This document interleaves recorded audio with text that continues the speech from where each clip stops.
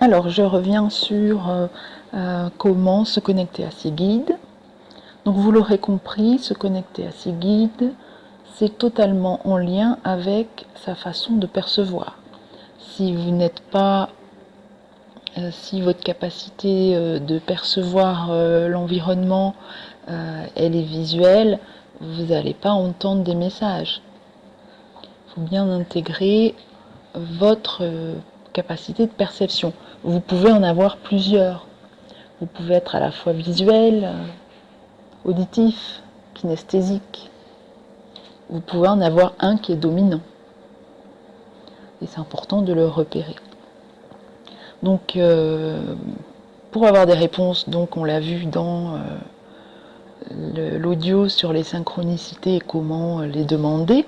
Ça, c'est par rapport aux demandes de l'univers, mais vos guides peuvent vous répondre aussi de la même manière, par des choses qui vont se passer dans votre environnement, peut-être un mouvement de rideau, du vent qui va passer, ça peut être une porte qui va s'ouvrir, ça peut être une notification de téléphone. C'est plein de choses invisibles, mais qui confirment ce que vous êtes en train de dire, de penser. Les heures miroirs aussi, 10h21 ou 11h22, 11h33, ce sont des maîtres nombres. Ce sont autant de réponses que vous pouvez recevoir de vos guides. En plus, si vous pouvez recevoir des messages audio, vous vous mettez dans un état de réceptivité. C'est-à-dire ouverture, connexion au cœur, lâcher prise. Autant pour faire des demandes à l'univers, il n'y a pas besoin au niveau émotionnel d'être équilibré. Autant pour faire des demandes à vos guides, il est plutôt, c'est pas impossible bien sûr, mais il est plutôt conseillé. Moi je vous conseille davantage de ne pas demander ni à vos guides, ni de pas de faire de contact défunt, ni pas de communiquer de manière à l'invisible avec qui que ce soit quand vous êtes dans des émotions basse vibration, c'est-à-dire des tristesses, des peurs, des angoisses ou des colères. Parce que vous pouvez potentiellement vous connecter à des énergies malveillantes ou des défunts ou des énergies qui se font passer pour une personne que vous connaissez, peut-être une flamme jumelle, peut-être une âme que vous avez, avec qui vous êtes en lien, connecté de manière invisible et que vous pouvez peut-être percevoir à côté de vous, peut-être un défunt.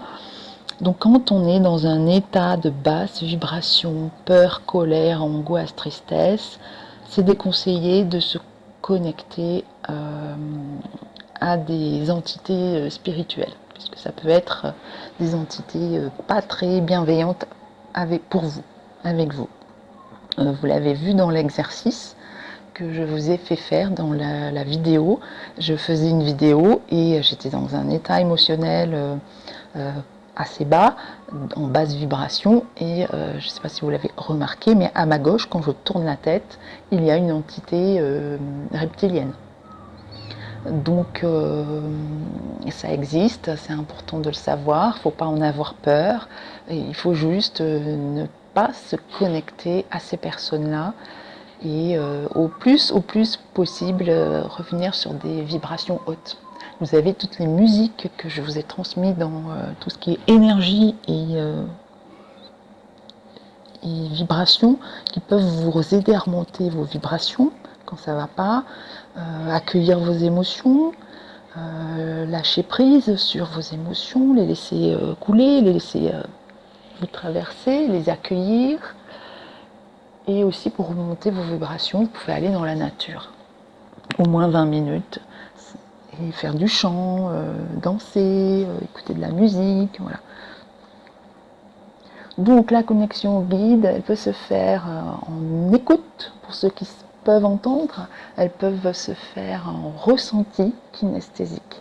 Ah oui, comment on peut s'y connecter, c'est Se connecter aussi au cœur, hein, on passe par le cœur toujours, pas par le mental, sinon ça sert à rien, ça peut être votre mental qui vous répond, donc soyez dans vraiment l'observation et la justesse de vous-même, hein, dans le discernement. Ben, c'est aussi accepter de recevoir, c'est aussi accepter que c'est possible, c'est aussi s'ouvrir à au fait que vous êtes capable de faire ça si votre capacité c'est d'entendre. Je le répète, vous n'entendrez jamais si vous n'êtes pas auditif. Donc ne cherchez pas à l'être. Ben, je crois que c'est tout.